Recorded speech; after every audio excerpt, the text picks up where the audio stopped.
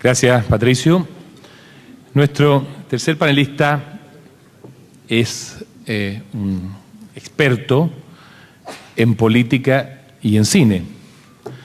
Y quizás muchos dicen que esta es la mezcla perfecta, porque ¿cuántas veces hemos visto en nuestra actividad política verdaderas películas de terror, tragicómica, y algunos títulos, Duro de matar 1, 2, 3 y 4?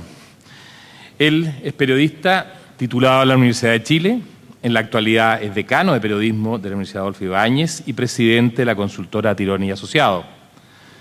También es columnista político, tal como lo dije, y crítico de cine, y es panelista del programa Terapia Chilensis de Radio Duna. Es director de la colección Cine Ucbar Editores.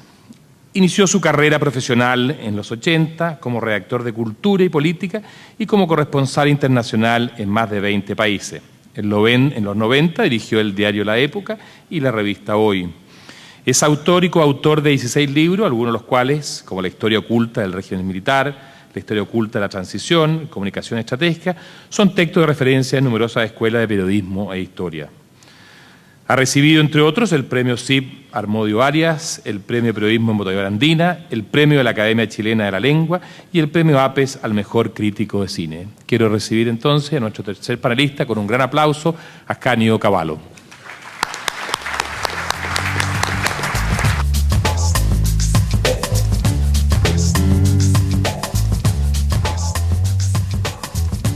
Muchas gracias, buenas tardes. Primero que nada, agradecer a Corp Araucanía por haberme invitado a esto que para mí ha sido una sorpresa. Realmente no conocía la magnitud de estos encuentros y no sabía que el centro del sur se había corrido hacia Temuco, efectivamente.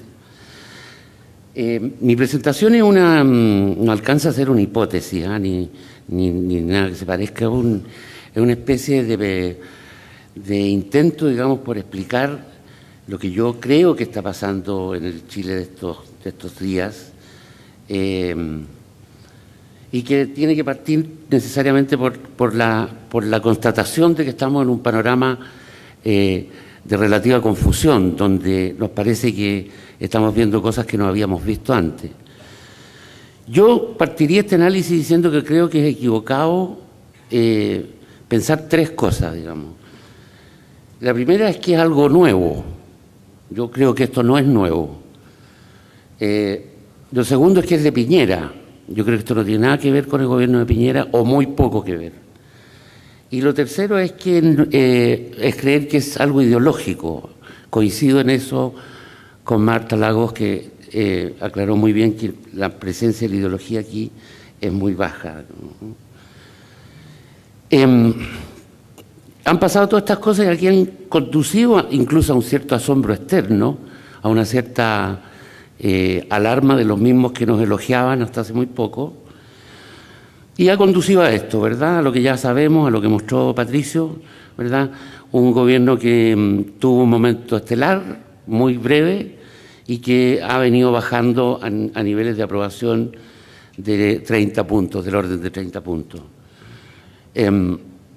La interpretación oficial de este fenómeno la dio el presidente el año pasado en un discurso en el que dijo, ¿verdad?, que podemos estar viviendo la trampa de los países de ingreso medio, ¿no?, que no llegan a dar el gran salto. Cabe preguntarse si en realidad esta es una trampa o una condición de este estadio de desarrollo, donde justamente los países que están en esa situación viven demandas de primera generación, como los de bienes públicos, participación, equidad, simultáneamente con demandas mucho más sofisticadas, que se podrían llamar de segunda generación, como las que tienen que ver con medio ambiente o minorías o bienes privados. Dicho eso, yo propongo una pequeña recapitulación de lo que ha pasado hasta aquí, una relectura de lo que ha pasado hasta aquí, a partir de lo que llamamos el modelo chileno, ¿no?, y que consiste, creo yo, en dos cosas. Una democracia con ciertas regulaciones. Durante los primeros años hablábamos de una democracia vigilada, hoy día podríamos decir más bien regulada, ¿verdad?, que se basa en tres pilares esenciales. Un presidencialismo desbordado, un centralismo desbordado, y con esto me refiero no solo a la relación de la capital con regiones, sino a la forma en que se decide y se ejerce el poder en Santiago, y el sistema binominal.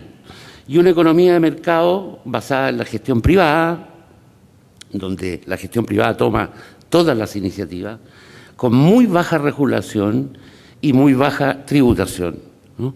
Esto es lo que yo llamaría un consenso social imperfecto, el consenso que heredamos de los últimos años del régimen militar y que permitió dirigir la transición en forma moderada y pacífica. ¿Qué produjo este modelo? Bueno, lo que ya han mostrado los expositores anteriores, un crecimiento sostenido, ¿verdad?, que nos ha llevado desde los 4.000 y algo dólares del per cápita del 90 a los algo más de 16.000 dólares del 2011. O sea, un crecimiento de 4 veces el Producto Interno, ¿no? Es algo que muy pocos han logrado, y para que nos ubiquemos respecto de qué estamos hablando, estamos hoy día más o menos en la situación que estaba España en 1980. Sabemos que después España se pegó un salto con la inclusión en la Unión Europea, pero esa era la situación que teníamos más o menos, que tenemos hoy día en comparación con España. Produjo un desempleo en general moderado, con algunas excepciones, con algunos años excepcionales, en algunos momentos más bien cerca del pleno empleo, como ahora mismo, pero con una inequidad muy alta. Cuando nos hablan de inequidad ya no nos podemos comparar con España, sino que entramos en una categoría donde están Paraguay, Ecuador, Brasil, más o menos. La buena noticia es que los países que están a la derecha de la línea son aquellos que han avanzado en disminuir la equidad, aun cuando sea muy lentamente, como también hizo notar Patricio.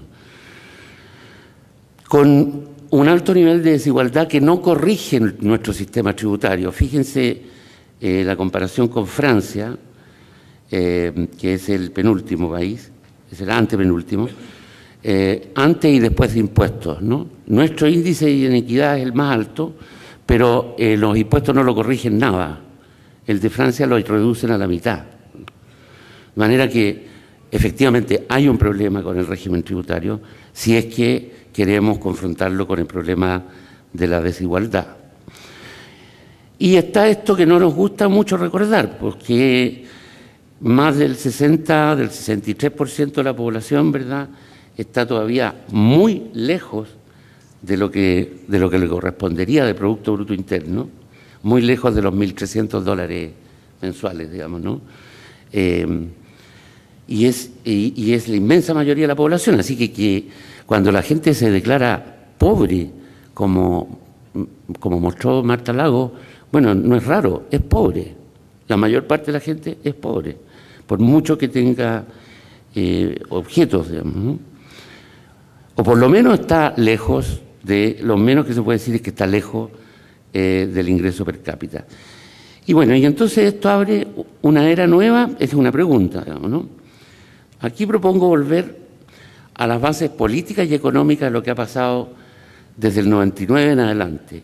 La elección del 99 se movió, como dicen los sociólogos, entre estos dos clivajes, digamos, ¿no? En el ámbito económico, más regulación versus más liberalización, y en el político, continuidad, que representaba Lago, versus cambio, que representaban en un segmento el PC y sus aliados, y en el otro lado Lavín, ¿no? Bueno, Lavín introdujo una cosa muy importante, que es esta palabra, cambio. Obviamente no ignoro que él pensaba en cambio en términos de cambio de coalición, en alternancia en el poder. Pero, bueno, las palabras producen realidad. Y la idea de cambio, yo creo que se instaló de una forma, por lo menos, por decirlo menos, múltiple y no unívoca. Pero no fue solo eso. Efectivamente produjo un cambio en el eje electoral. Es decir, a partir de ese momento, las coaliciones, al menos en términos presidenciales, están empatadas, ¿no? En un empate que no se ha resuelto, y que comienza exactamente en esa elección, comienza en la del 99. En otras palabras, la Concertación no debió ganar esa elección, ¿no? Y como todos sabemos, en la primera vuelta no la ganó tampoco. De manera que se produjo ahí un cambio de lógica, ¿verdad?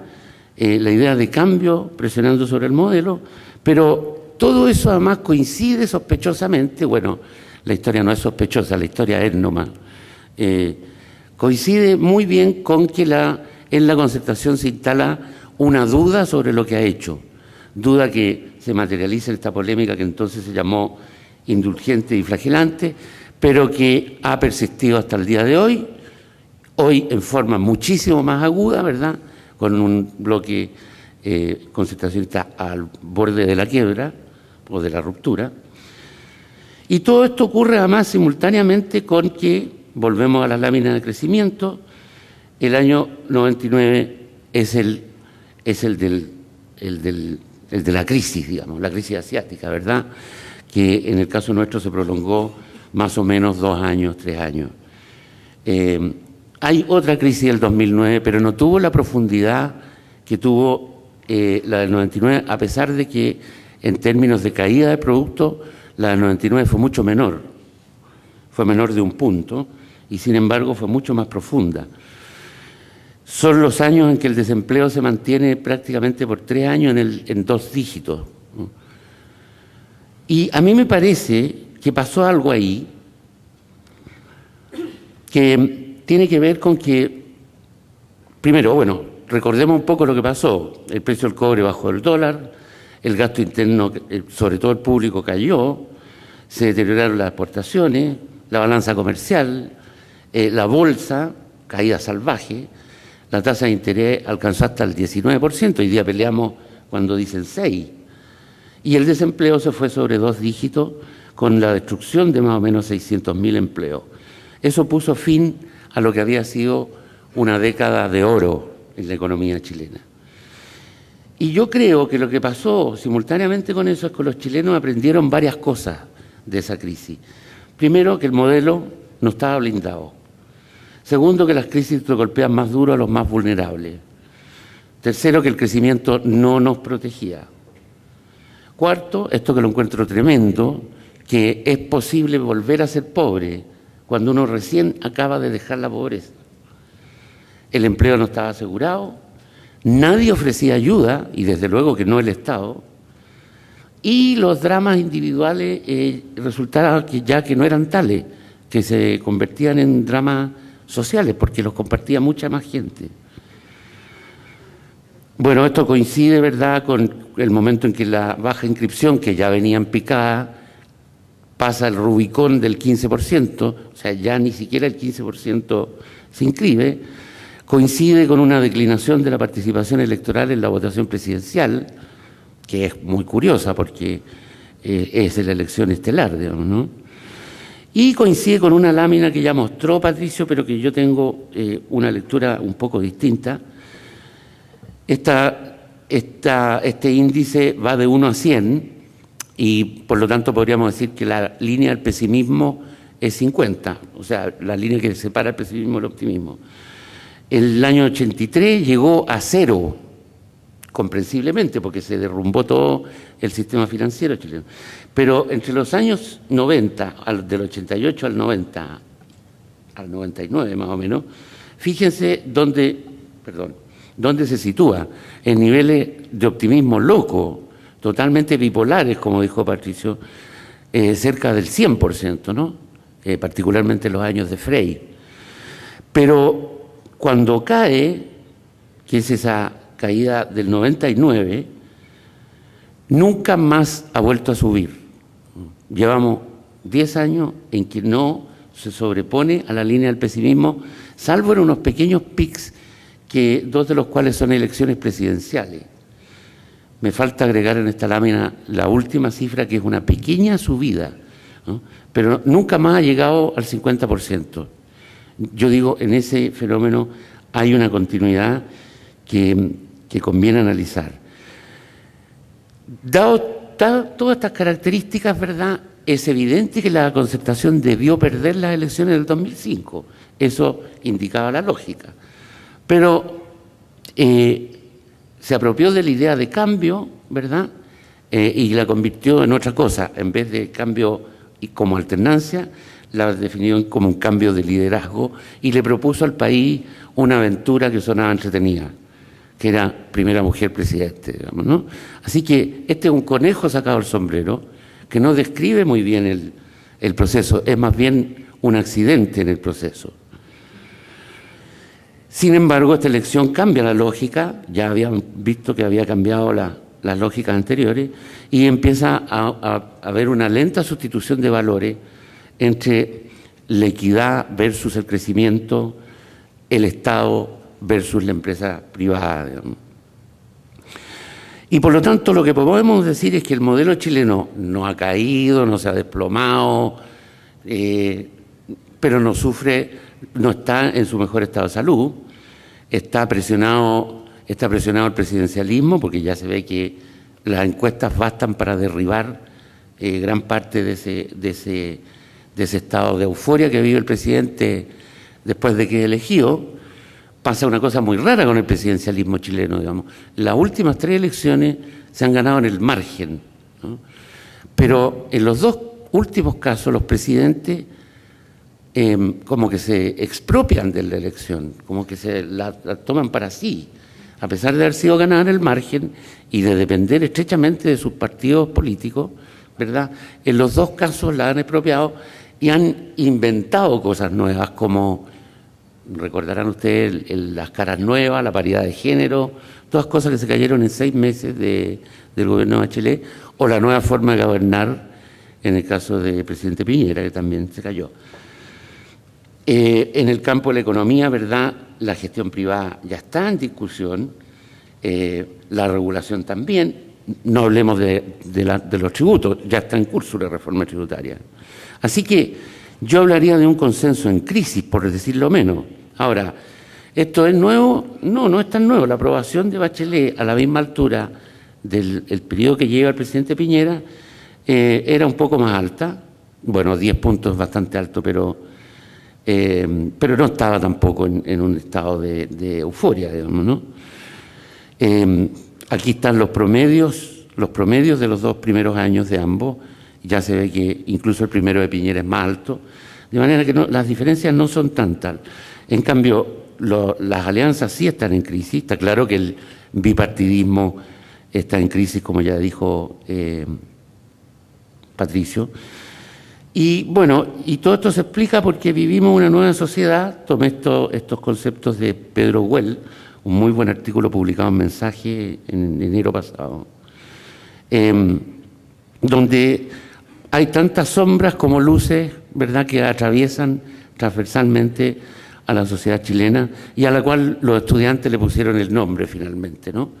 Le designaron al fantasma, sin que nadie sepa muy bien cuál es el proceso. Ahora, esto tiene un efecto cascada. Los estudiantes, las movilizaciones de estudiantes condujeron rápidamente. Yo veo una relación entre eso y los movimientos regionales de protesta que se produjeron. Y esto termina presionando al sistema político, digamos, ¿no? Esto ocurrió más o menos igual en los años 80 con Pinochet. Si ustedes recuerdan, primero vinieron las protestas callejeras, asociadas incluso a obreros y estudiantes. Poco después el conflicto se territorializó, no en las regiones, sino en las poblaciones, y finalmente toda la presión cayó sobre el sistema político. De manera que mi impresión es que por lo menos se va a necesitar para la próxima elección presidencial, ¿verdad?,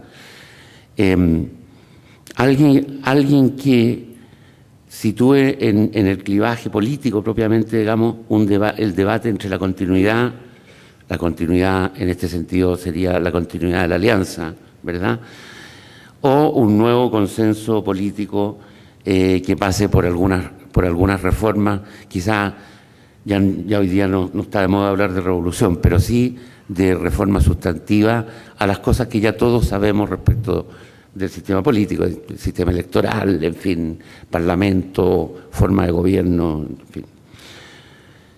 Eso es. Gracias.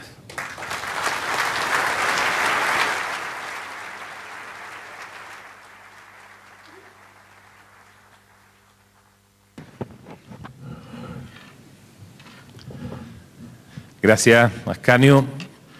Y desde ya agradecer a nuestros 3 panelistas por no solamente haber cumplido el tiempo, sino también nos han dejado algunos minutos adicionales para poder conversar sobre algunos temas de actualidad.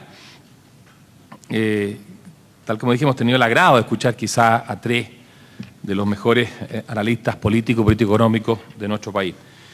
Yo quería hacerle algunas preguntas referente a su... Ya, ahí tenemos también, han llegado otras preguntas, respecto a su participación y algunos temas también de coyuntura. Daisy, quería partir contigo. Tú hace poco en una de tus columnas planteabas que razones obvias estaban llegando ciertas malas noticias de distintas partes del mundo, mencionaba Brasil, China, India, entre los países, y que no era el tiempo de no querer alarmar a la ciudadanía en los países. Dada la actual situación actual, y tú que estás viajando permanentemente,